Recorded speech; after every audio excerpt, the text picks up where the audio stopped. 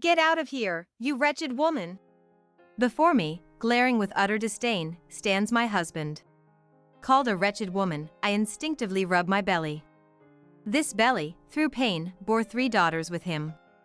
But what he wanted was a son. I remember well how after our first and second daughters were born, he'd say, "Next time, it has to be a boy." When our 3rd daughter was born, he even left the naming all to me. Ah. I feel like sighing, thinking it might finally be time for a divorce. To this, my husband smirks faintly. Don't worry about an heir. There's already someone else who can bear me a son. I am Allison, a stay-at-home mom. Just turned 40. Currently, I live with my husband Tim and our 3 daughters. It's been 3 years since I had our 3rd daughter. This month, I've decided to quit being a stay-at-home mom and start working. It's because his income alone isn't enough to let our 2 older daughters take after-school activities. I decided to work for the sake of our children. Fortunately, I found a job quickly, and now I manage to cover our living expenses while working. But lately, my husband often complains that I should care for his elderly parents. It would really help if you could quit your job and take care of my parents, Allison. It's still not possible. Why not? We could make ends meet on my salary alone if we don't splurge, right? We've never splurged. I'm working because your income alone isn't enough to afford the girls' after-school activities. They don't need to take them. They don't need to learn anything special anyway. I've always been nagged like this by my husband. So, when this talk starts, I've learned to just handle it casually. Are you listening, Allison? I understand. I'll try to cooperate.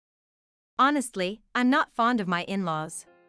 So, I really don't want to help with caregiving. But, my husband and I live near his parents' home. When we got married, he suggested starting our married life in a condo near his parents' place. At that time, not knowing their true nature, I innocently agreed, thinking it would be convenient for me. Soon after, I came to see their true nature. It was about 6 months into our marriage. My mother-in-law had bought a large table so we could all gather easily and asked me to help clear space for it when I visited. At my in-laws, I'm treated almost like a servant, put that there, clean this up, serve some tea. As a newlywed, I couldn't handle it well and just followed their commands. Because of that, each visit to their home began to get worse. Every time I went there, I was treated like a housemaid, and had to listen to their old stories and struggles for ages. And finally, they would say things like, "Hurry up and give us a grandson as our heir." Even my husband, who had said he wanted children, would say things like, "Of course, a boy would be better. If it's not a boy, there's no point in having one." When I was pregnant, everyone was only interested in the baby's gender. When the first was a girl, I was insulted and told, there's a saying, a girl first, then a boy. It'd be convenient to have both. When the second and third were also girls, my in-laws blatantly lost interest in them. They wouldn't even look at the girls, just kept saying, "Next time, make sure it's a boy." Why is the house such a mess? We don't even have a rowdy boy running around. Always using busy as an excuse, you can't even clean properly. Maybe that's why you can't have a boy, because you're so negligent. Having only daughters who will eventually marry off doesn't help us. Instead of wasting time on girls who won't be heirs, you should be dedicating yourself to us, the heads of the family. These are supposed to be his own grandchildren he's talking about. I was neither invited nor wanted to visit their house, yet here I am, enduring such treatment. I've told my husband numerous times that I want to distance ourselves from his parents, but it never resonates with him. The house being a mess is a fact. Girls are supposed to quietly read and play, right? Yet, look at this mess. Housework and childcare are women's duties, and if you can't manage them, then of course you'll be criticized. Both of us are working and raising 2 kids. How can you say that housework and childcare are only the wife's job? If you're using work as an excuse, why don't you just quit and become a full-time homemaker? If you can't do that, then maybe my mother is right. You think your earnings alone can support me and our 3 daughters? That's why I'm working too. This kind of talk gives me a headache. Indeed, there was a time when husbands worked outside and wives stayed home to take care of the house and children. But those days are gone. It's normal for wives to work too. Despite accepting the changing times, to say that housework and childcare should still be solely the wife's duty is far too convenient. No matter how much I try to persuade him, my husband does not change. Every time he repeats his mother's right, or his father's words are correct, thoughts of divorce cross my mind. Yet, my daughters, unaware of anything, are attached to their father. The eldest, Kate, a middle schooler, might have her own opinions about her father. Given her adolescence, she doesn't interact much with him. Still, watching my youngest, Clara, innocently smile and clamor for daddy. Daddy, and hugs. I couldn't bring myself to go through with a divorce. Then, 3 months passed. Suddenly, my husband started coming home late more frequently. Curious, I asked him about it when he got home. You've been coming home late a lot lately. Is something up at work? No, it's just coincidental. Today, for example, a junior at work made a mistake, and I had to stay to cover for him, so don't worry. Initially, I believed what my husband said. However, as his late nights became more frequent, I questioned him again. Then, he started saying things like, I was late because of a business dinner, or the meeting with clients ran long. While I began to sense something suspicious in his actions and words, I couldn't find the courage to step forward, not wanting to take their beloved father away from my children. I tried to ignore my husband's late returns. Half a year passed in this way.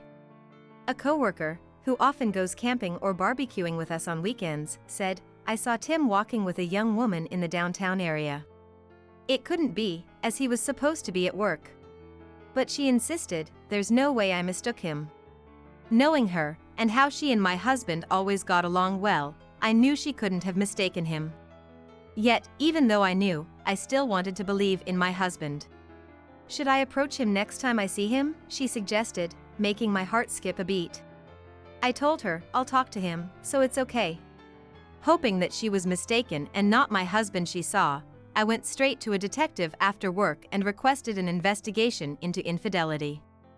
5 days later, the detective contacted me saying, it was quite straightforward. When I met the detective after work, he handed over substantial evidence. There were several photos of my husband entering a hotel with another woman, and the evidence was damning. I decided to confront my husband about his affair as soon as I got home. Even though he had gotten home before me, he was just staring at his phone in the living room.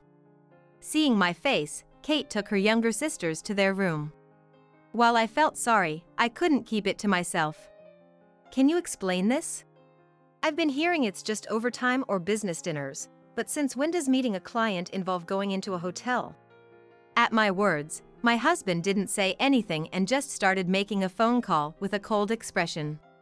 For some reason, my husband is keeping silent, refusing to speak to me. Not saying anything means you admit it's true, right? It's none of your business. You really think a husband's affair has nothing to do with his wife? It doesn't. No matter how many times I ask, my husband only responds that it's none of my business. Then, suddenly, the doorbell rings. Thinking I would ignore it at such a time, my husband quickly went to open the door. It was my in-laws who walked in, along with the woman from the photos the detective gave me. What's this about? Did you call them? I wasn't going to tell the truth until everyone arrived. Well, everyone's here now, so explain this. What's the meaning of these photos? I thrust the photos at my husband again. Allison. This woman here is pregnant with a boy. My family has always needed a son to continue the family line. I told you before we got married that we needed a boy in our family. Yet, you only gave birth to girls. That's why you're no longer needed. Get out right now. Just when I thought my husband was starting to talk, he handed me the divorce papers while making no sense. Wait a minute.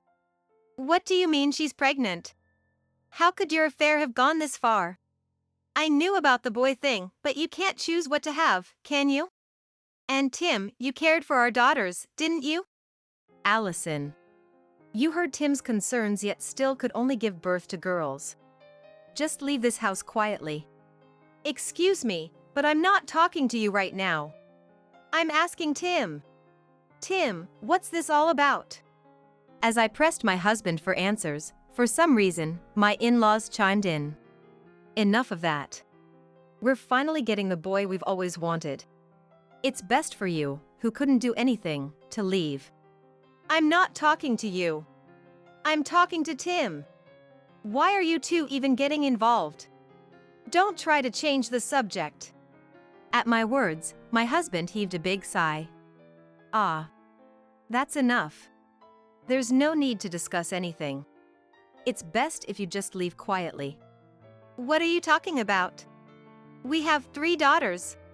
You know that it's impossible to support them with my income alone, right? I don't care. You're the one who wanted to keep having girls, right? Just leave already. Stop joking. What do you mean wanted? You loved them too, didn't you? Why would you say such things all of a sudden? I thought my husband would say something in response, but it was the mistress who retorted. Ah. This is why dealing with an older woman is so troublesome.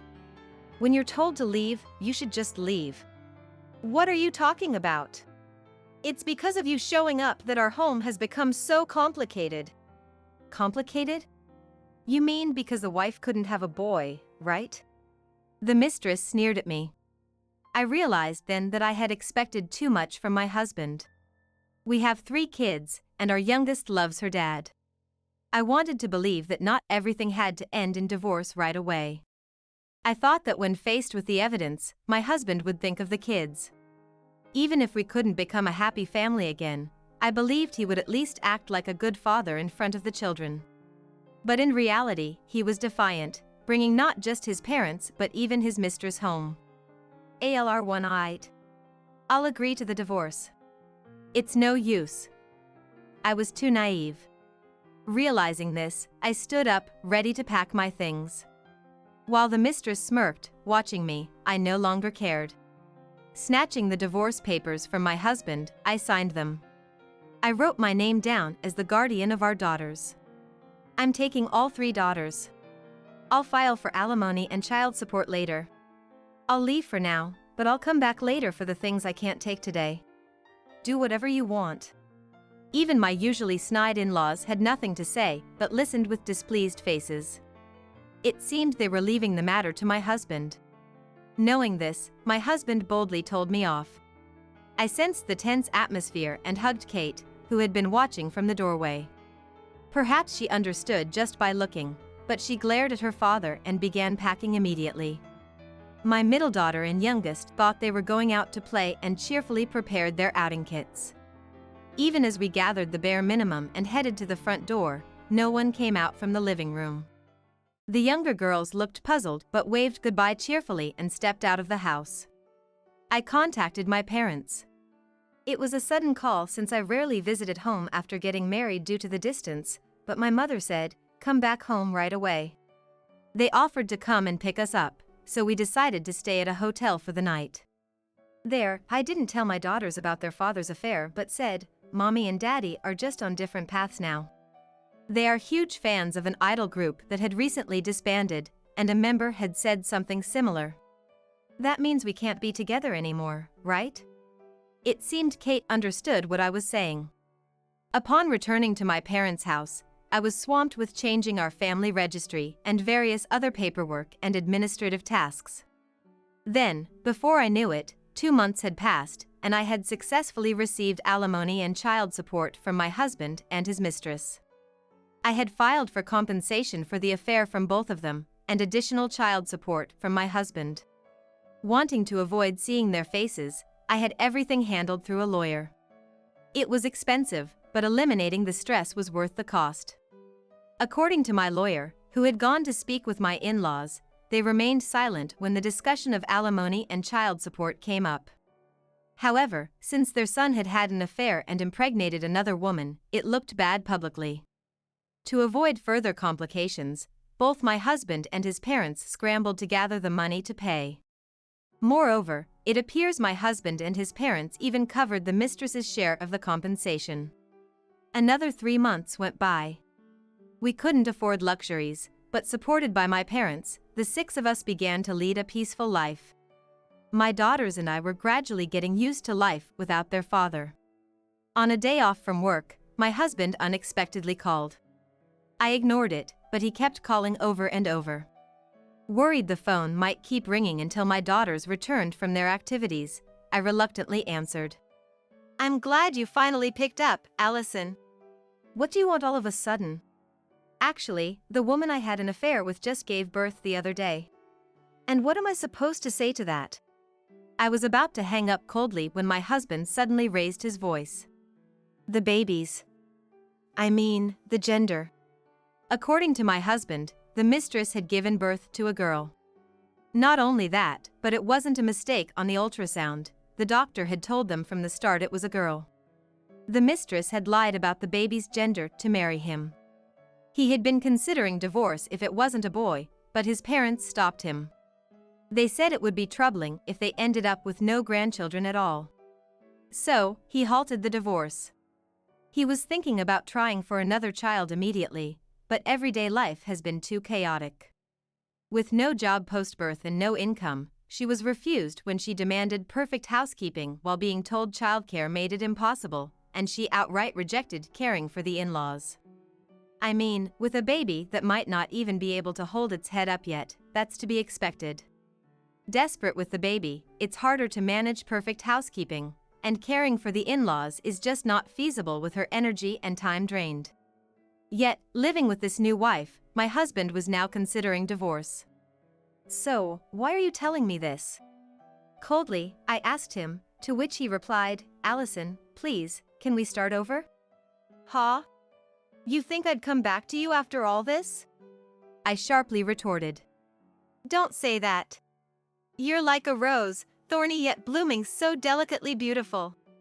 I love that about you. Let's try again, Allison." My husband tried to hold me back with his flowery words. His words only made me shiver. "Allison, are you listening? We've been together for a long time, right? Just because we've been apart for a little while doesn't mean your feelings have changed, right?" Maybe those words of love from my husband would have touched me back when we first got married. But after his affair was discovered and we divorced, such words now only stir cold feelings in me. I laughed with a bitter smile. "So you're laughing? Does that mean you forgive me?" Misunderstanding my reaction, my husband happily responded. "Huh? Are you always this foolish?" That was a bitter smile. "I'm not laughing. And I haven't forgiven you." "Why would you say that?" "Allison, please consider giving us another chance. We've always gotten along well, right? You were happy too, weren't you? We fought so many times because things were not going well. I was not happy, which is why I divorced you. After all, you were the one who said you didn't need me. Right? Then we can start over, right? Since I was the one who suggested we split, I'm also suggesting we get back together. Let's do it." My husband was spouting all sorts of nonsense to get back together with me. He even brought up old stories, which honestly made me sick. However, I suddenly changed the subject. "That's right. About Amy. Why? How does Allison know Amy's name? She didn't introduce herself back then, did she?" Surprised that I mentioned the name of his new partner, my husband raised his voice in shock. "Of course, I know. I heard it from the detective, and I sent a certified letter for the claim of damages. And about her. What about Amy?" "Well, I was just wondering who she might be targeting next. She has a habit of meddling with happy couples or married folks and breaking them up. Since we're divorced, I thought maybe she's found her next target." My husband said nothing. He might have been gaping, speechless. Regardless, I continued explaining to my unresponsive husband what I knew about this woman Amy. Amy was very charming from a young age, always surrounded by people. Her father, a company president, doted on her and gave her anything she wanted, making her somewhat spoiled. Having gotten everything she wanted, taking things from others became her hobby. As an adult, her targets became boyfriends, fiancés, and husbands. Taking things was her hobby, so once she had them, she easily discarded them. When I introduced her social history that the detective had uncovered, my husband's voice tightened. "What? Why are you bringing this up now? If you had told me this when we were getting divorced, I wouldn't have ended up like this. Back then, all you said was for me to leave. You didn't listen to anything I had to say. That's why I did exactly as you told me. Honestly, a woman who approaches a married man can't be decent, right?" "Don't talk like that. Allison, you're being unfair, making it sound like I'm the bad one. If only you had explained things properly back then, it would have been different." Suddenly, my husband sounded dejected, playing the victim as he spoke to me. Angered by his words, I snapped at him. "How dare you talk like that after cheating? It's not like you did something wrong, you did do something wrong. From now on, live however you want. I don't care anymore." At my words, my husband suddenly spoke in a gentle tone. "Allison, it must be tough raising 3 girls all by yourself, right? I can take at least one of them off your hands. That way, it would be easier for you. 2 kids are enough, right?" His words were so appalling that I felt dizzy. What does he think my daughters are?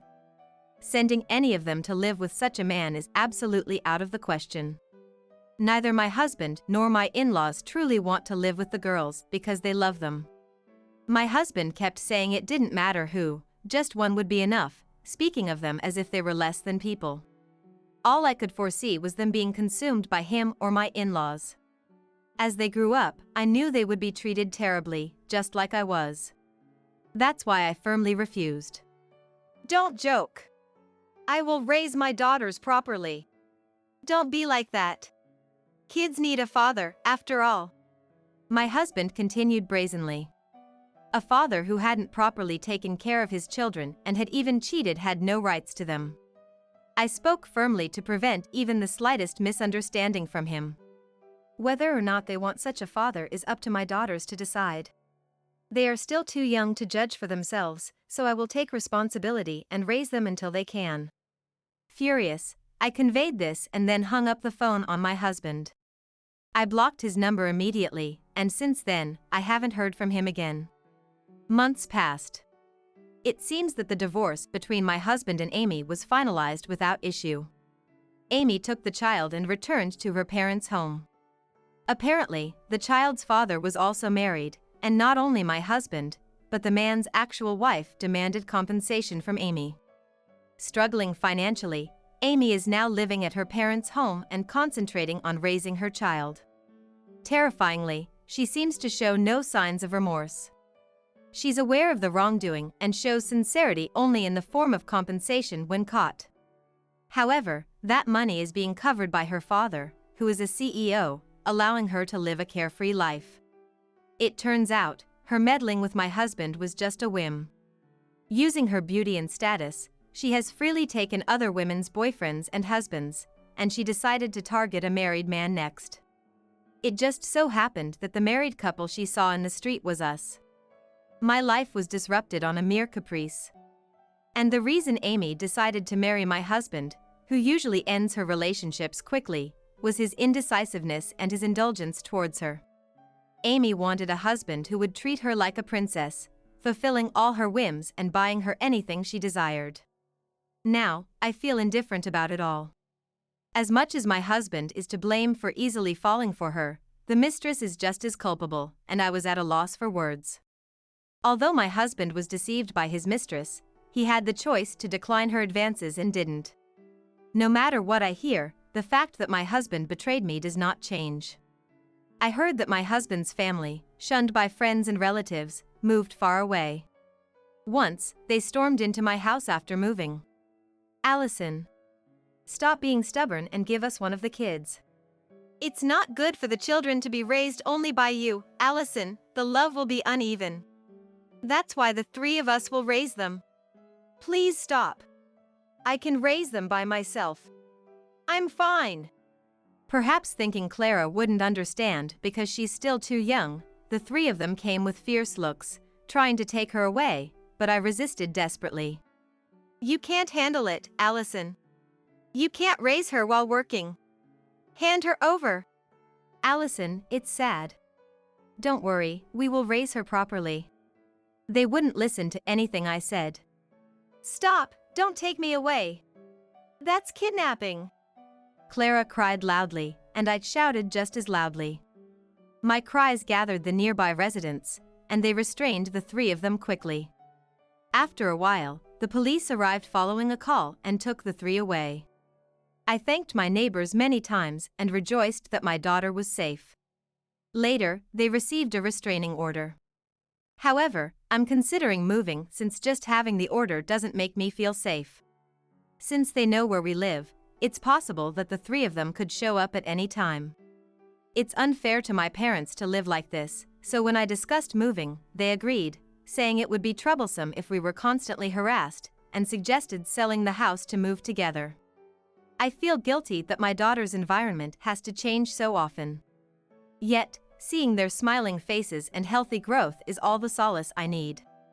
For their sake, I decided to move to a new place. Just before we moved, I received a call from an unregistered number.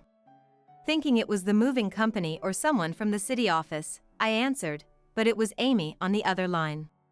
Summarizing her sobbing story, it seems she contracted a serious disease due to her many relationships with men. She needed money for treatment and cried that I should return the compensation she had paid. I responded coldly, "Doesn't your wonderful father, who buys you anything, take care of you? I have nothing to do for you." Fed up with her entitlement, I hung up without waiting for a reply. I blocked her immediately and bought a new phone, ensuring that she could no longer contact me. Grateful to my parents for joining me, I am determined to ensure that my daughters grow up healthy and happy.